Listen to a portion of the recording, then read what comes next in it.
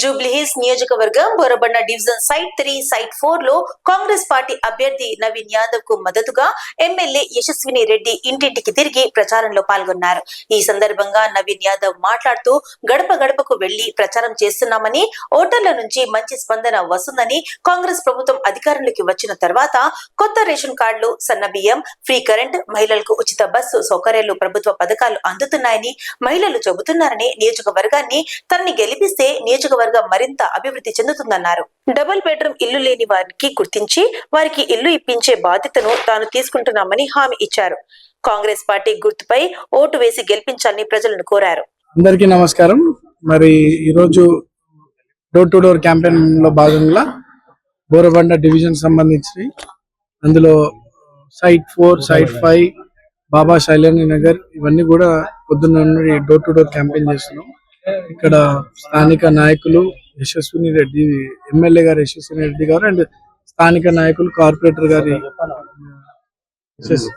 బాబీ గారు, ఇక్కడ Ijaz bhai Khusro, site 4 site 5 colony president Ijaz bhai Khusro, ఇక్కడ రౌఫ్, ఇంకా పూరే యహాకే లోగ్ అందరు కూడా ఈరోజు ప్రచారంలో పాల్గొన్నారు. డోర్ టు డోర్ క్యాంపెయిన్ లో ఎక్కడికి వెళ్ళినా సరే ప్రజల్లో చాలా మందికి వైట్ రేషన్స్ కార్డ్ రావడం, సన్న బియ్యం రావడం, 200 యూనిట్స్ కరెంట్ రావడం, ఫ్రీ బస్సు విషయాలు చాలా గుర్తు చేస్తా ఉన్నారు. దాంతో పాటు వాళ్ళ గలీలలో ఈ మధ్య రోడ్లు, డ్రైనేజ్ సిస్టమ్ కూడా చాలా చోట్ల వేసినారు. అదంతా కూడా సంతోషంగా ఫీల్ అవుతా ఉన్నారు. ఇంకా కొద్దిమందికి డబుల్ బెడ్రూమ్ ఇల్లుల విషయం అడుగుతా ఉన్నారు. అవి కూడా తప్పకుండా మొన్నే గవర్నమెంట్ డెసిషన్ తీసుకుంది.